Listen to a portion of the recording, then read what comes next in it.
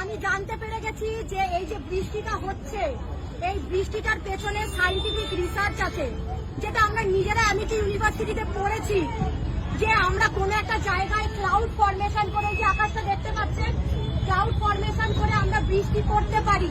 ঠিক আছে, সেই বৃষ্টিটা আমাদের ওয়েস্ট বেঙ্গলে করানো হয়েছে, যাতে আমাদের ওয়েস্ট বেঙ্গলটা জলের তলায় চলে যায়। আর কার নামে দোষ করবে? মমতার নামে দোষ করবে। মমতার নামে দোষ করলে কে জিতবে? এই যে আমাদের দাদুরা জিতবে। বুঝতে পেরেছেন? মানে আপনি বলতে চাইছেন সেন্ট্রাল গভর্নমেন্ট ক্লাউড ফরমেশন করিয়ে পশ্চিমবঙ্গে বৃষ্টি করিয়েছে? একদমই তাই। এবং এর সপক্ষে আপনার কাছে ডকুমেন্টস আছে? অবশ্যই আছে, অবশ্যই আমার কাছে সব ডকুমেন্টস আছে। সেই কারণে আজকেই কেন সেন্ট্রাল থেকে ট্রেন আসলো, কেন আমার সঙ্গে এত বিহারিরা ঘুরছে, একটা বাঙালিকে পাচ্ছি না, একটা মহিলাকে পাচ্ছি না।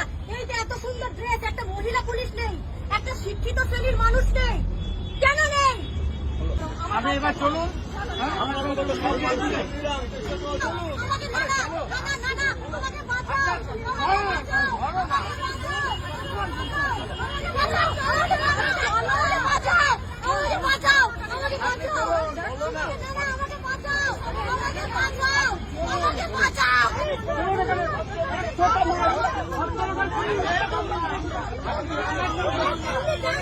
আজ কলকাতার বিধাননগর চত্বর এক বিরল ঘটনার সাক্ষী হয়ে থাকলো।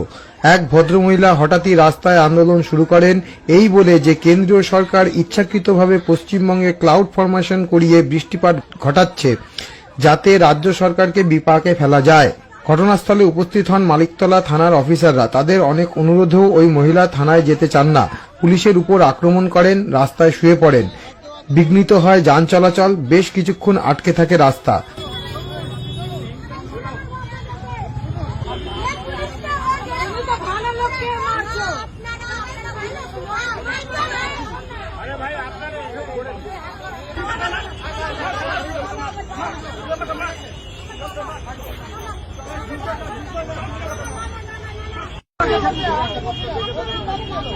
ওনাকে থানায় নিয়ে গিয়ে বসিয়ে জল ও খাবার দেওয়া হয়। ওনার